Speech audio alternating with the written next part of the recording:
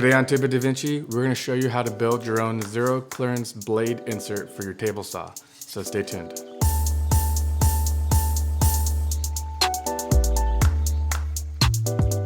So my RIDGID table saw came with two blade inserts. The first is a regular blade insert for just regular table saw blades.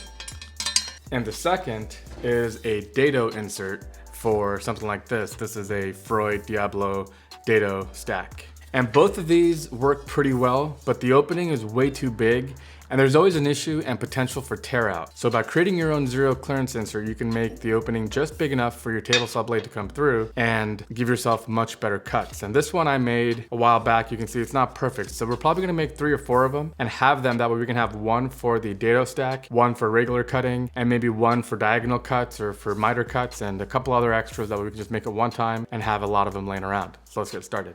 The first thing we want to do is find some wood that will match as closely as you can the thickness of your old insert. So if I put my insert down, this 1/2-inch plywood is actually about perfect. And I had these scrap pieces laying around, so they were perfect for this. Now my goal is to create 4 inserts, and so this piece of scrap will allow me to take 2 cuts out of each of these. And so I'll be able to get a total of 4 from these 2 pieces. So the first thing you're gonna do, raise the blade. Make sure it'll cut all the way through, and we're gonna set the fence. Now, I would leave a little extra because we're gonna do our final rounding at the router table. So it's better to leave a little extra than to be short. So we'll cut right about there. And now we're gonna make our cut.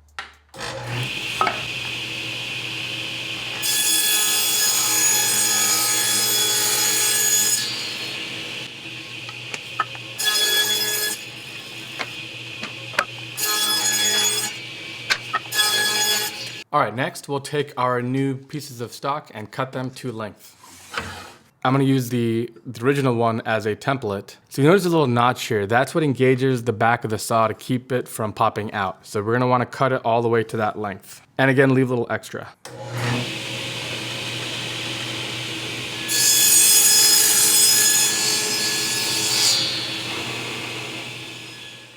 All right, next you're gonna tape your template down to the piece. That way we can prepare it for the router table. And you wanna use double-sided tape, but I don't have any, so I'm just gonna use duct tape and alternate the direction 90 degrees to get coverage in both axes.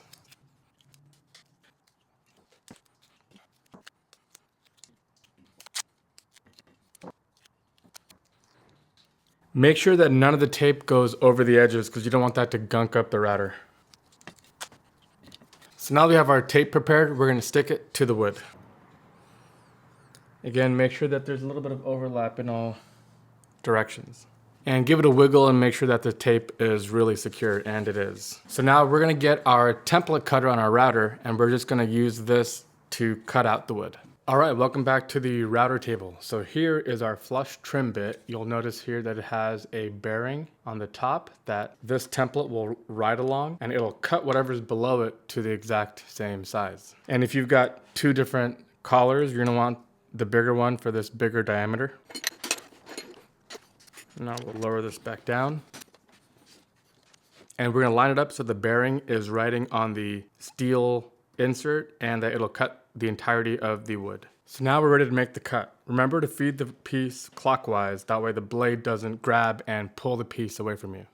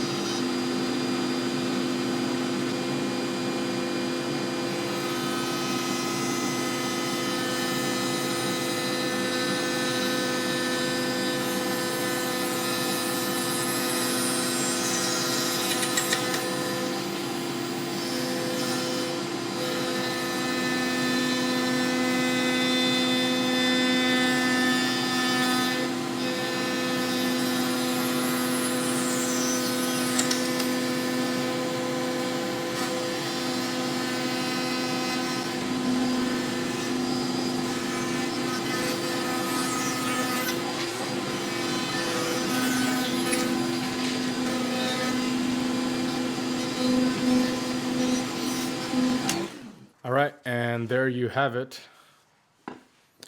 A perfectly cut template piece of wood.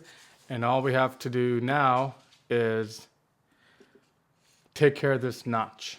All right, next you're gonna take the template, flip it 180 degrees, line them up, and draw a line. So now we know that's the area that we want to cut out. Now I'm probably going to use a jigsaw, but use whatever tool you have or whatever you find to be the most convenient. I'm going to use a clamp to secure the piece to the table.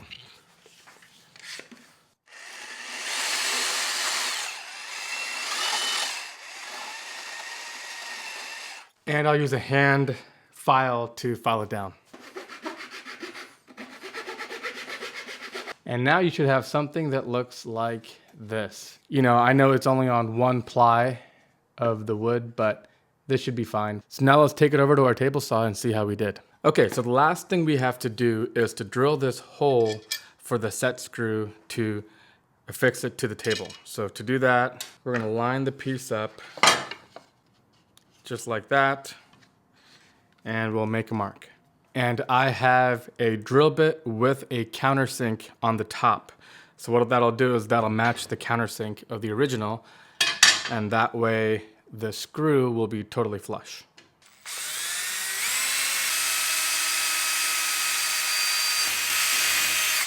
All right, so now it's recessed about a 1/16 of an inch, and that is probably perfect. So now when we go to try to fit the table saw blade, you'll notice first of all the groove fits really well, but we do have a problem, and the reason why it's not fitting is because this table saw blade with a 10-inch blade is just a little bit too tall. Even at full retraction, it's a little too tall to fit snugly. So that will definitely complicate things, but it's not a very big deal. What we're gonna do is we're gonna turn the table saw on, we're gonna hold it like this, align it, and just drop it through and let the blade cut its way as we drop it. So here we go.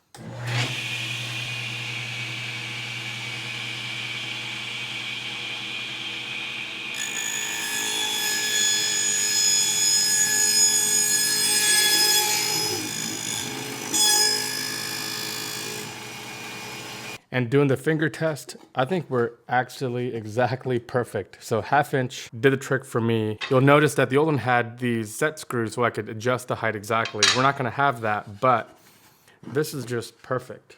That might be a better visual, but let's try tightening it down now. And now we'll raise the blade all the way through while it's running.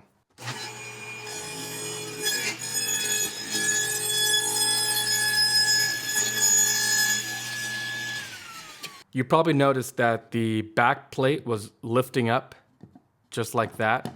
Now what that means is that the tab needs to be a little bit taller to prevent it from coming up. That's not a big deal. A little bit of tape will take care of that just fine. And actually now I understand why.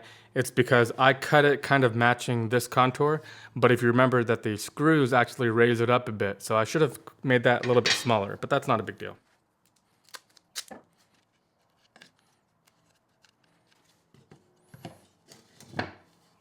So this isn't the easiest project in the world, we know. The router table can be a little bit intimidating, but get that flush trim router bit. It comes in handy for all kinds of projects where you want to match the template of something. And with a little bit of practice, it can be really, really helpful and really powerful. And we really hope you consider building your own zero clearance inserts as well for your table saw. It can really help minimize tear out on your cuts and also prevent small pieces from falling through the big openings on your standard templates and hitting the blade and falling in and maybe clogging up your dust collection and things like that. So thank you guys so much for watching. We hope you enjoyed it, and we'll catch you guys next time.